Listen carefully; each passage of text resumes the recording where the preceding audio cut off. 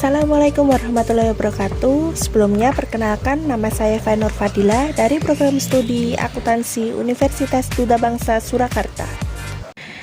Dalam video kali ini, saya akan membahas mengenai anggaran pendapatan dan belanja negara atau APBN di Indonesia.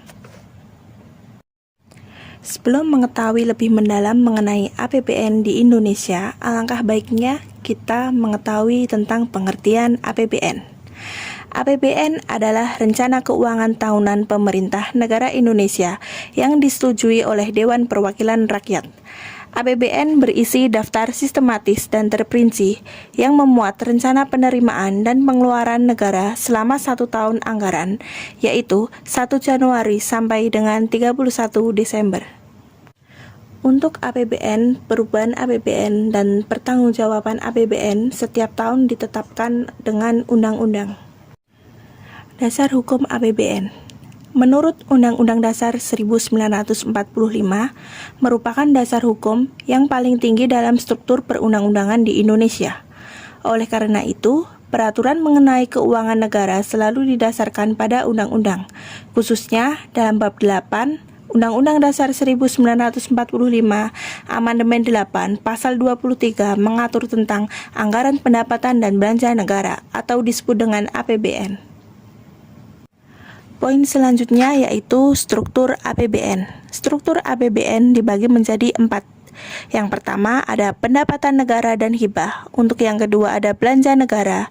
Untuk yang ketiga ada keseimbangan primer. Untuk yang keempat ada surplus atau defisit anggaran. Berikutnya ada siklus APBN. Siklus anggaran pendapatan dan belanja atau disebut dengan APBN merupakan serangkaian kegiatan dalam proses penganggaran yang dimulai pada saat anggaran negara mulai disusun sampai dengan perhitungan anggaran disahkan dengan undang-undang. Tahapan kegiatan dalam siklus APBN adalah sebagai berikut. Untuk yang pertama, perencanaan dan penganggaran APBN. Untuk yang kedua, penetapan atau persetujuan APBN. Untuk yang ketiga, pelaksanaan APBN. Yang keempat, pelaporan dan pencatatan APBN. Kelima, pemeriksaan dan pertanggungjawaban APBN. Untuk selanjutnya ada fungsi APBN. Fungsi APBN dibagi menjadi 6, yaitu untuk yang pertama ada fungsi otorisasi. Mengandung arti bahwa anggaran negara menjadi dasar untuk melaksanakan pendapatan dan belanja pada tahun yang bersangkutan. Untuk yang kedua ada fungsi perencanaan. Mengandung arti bahwa anggaran negara dapat menjadi pedoman bagi negara untuk merencanakan kegiatan pada tahun tersebut. Untuk yang ketiga, ada fungsi pengawasan. Berarti, anggaran negara harus menjadi pedoman untuk menilai apakah kegiatan penyelenggaraan pemerintah negara sesuai dengan ketentuan yang telah ditetapkan. Untuk yang keempat, ada fungsi alokasi, berarti bahwa anggaran negara harus diarahkan untuk mengurangi pengangguran dan pemborosan sumber daya, serta meningkatkan efisiensi dan efektivitas perekonomian.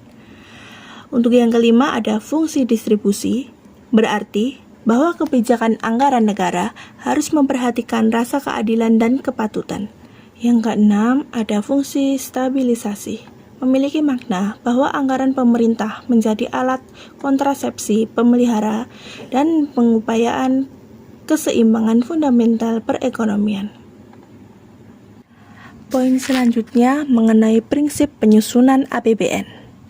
Berdasarkan aspek pendapatan, prinsip penyusunan APBN yaitu yang pertama ada intensifikasi penerimaan anggaran dalam jumlah dan kecepatan penyetoran.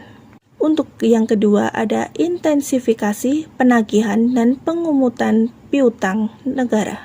Untuk yang ketiga ada penuntutan ganti rugi atas kerugian yang diderita oleh negara dan penuntutan denda. Berdasarkan aspek pengeluaran, prinsip penyusunan APBN yaitu untuk yang pertama hemat, efisien, dan sebagai kebutuhan. Untuk yang kedua, terarah, terkendali, sesuai dengan rencana program atau kegiatan. Untuk yang ketiga, semaksimal mungkin menggunakan hasil produk dalam negeri dengan memperhatikan kemampuan atau potensi nasional. Yang selanjutnya ada asas penyusunan APBN. APBN disusun dengan berdasarkan asas-asas. Yang pertama, kemandirian, yaitu meningkatkan sumber penerimaan dalam negeri. Kedua, penghematan dan peningkatan efisiensi dan produktivitas. Ketiga, penajaman prioritas pembangunan. Untuk yang keempat, menitik beratkan pada asas-asas dan undang-undang negara. Berikut contoh laporan keuangan pemerintah pusat tahun 2021. Yang pertama ada laporan realisasi anggaran. Untuk yang kedua, terdapat laporan perubahan saldo anggaran lebih. Untuk yang ketiga, ada neraca.